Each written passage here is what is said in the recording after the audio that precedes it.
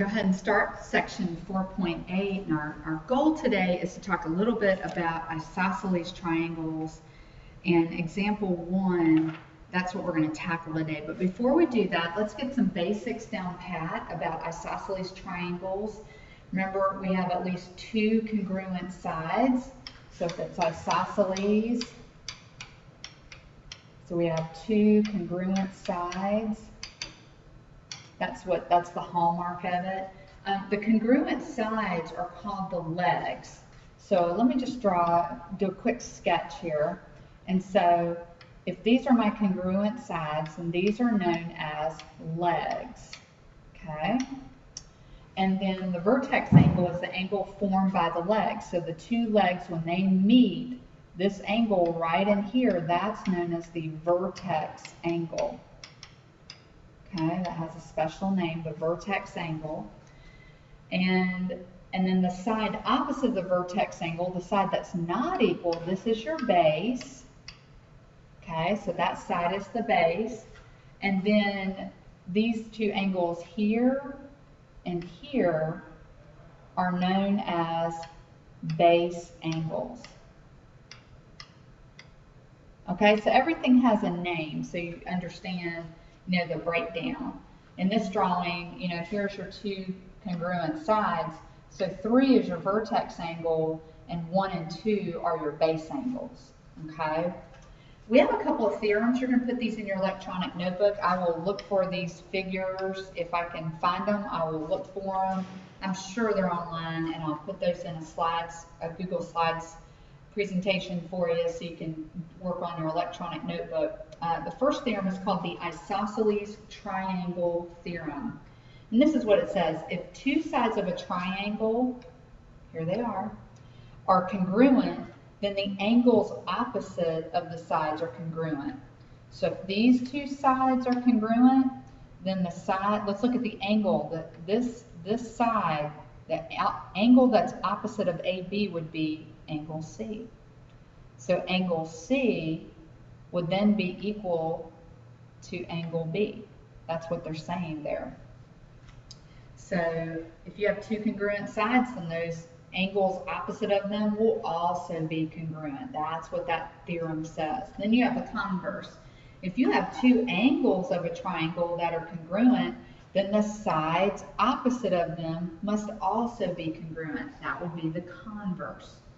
So if you know the sides are congruent, then the angles opposite of them will be congruent. That's Isosceles Triangle Theorem. And then the converse would be, hey, I know the angles are congruent, so the sides that are opposite of them must also be congruent. That would be the converse of the Isosceles Triangle Theorem. So we'll definitely get that in our electronic notebook, and I'm sure that will come into play. Let's flip to the next page here. We have an astronomy application. The distance from Earth to nearby stars can be measured using the parallax method. Don't get hung up on that. You will never see that word from me ever again. And this method requires observing the positions of a star 6 months apart. If the distance LM, so here's LM right here, okay? Maybe I should change to white so it shows up a little bit better, okay? Here's LM right there, okay? If that distance is, let's see here, 4 times 10 to the 13th kilometers, explain why the distance LK to the star in January must be the same. Okay, and then they want us to assume the distance from Earth to the Sun does not change. Reality is it does change ever so slightly, but we're approximately 93 million miles from the Sun, but we do have variations in it. So these measurements are not totally accurate, so I do want to throw that out there. But they ask us to assume the distance from the Earth to the Sun is a fixed distance, and that's not going to wobble or change in any way. So we'll just leave that knowledge there, okay? So as you're looking at this, what we need to know is they've given us angle M is 89.6 degrees. Now that's given in the figure. We already know that, Now we know an exterior angle, angle LKP, is 90.4. That's given in the figure, okay?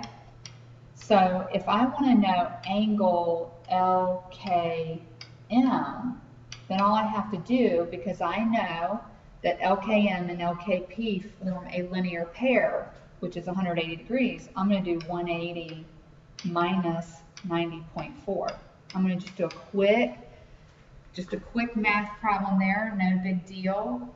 And I'm going to go, hey, it's also, that angle is also 89.6 degrees.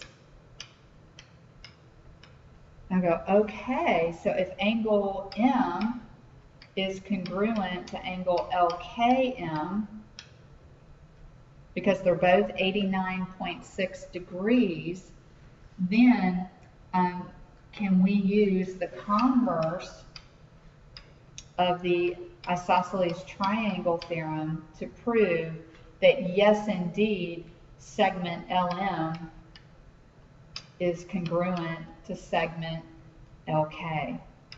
And yeah, we can.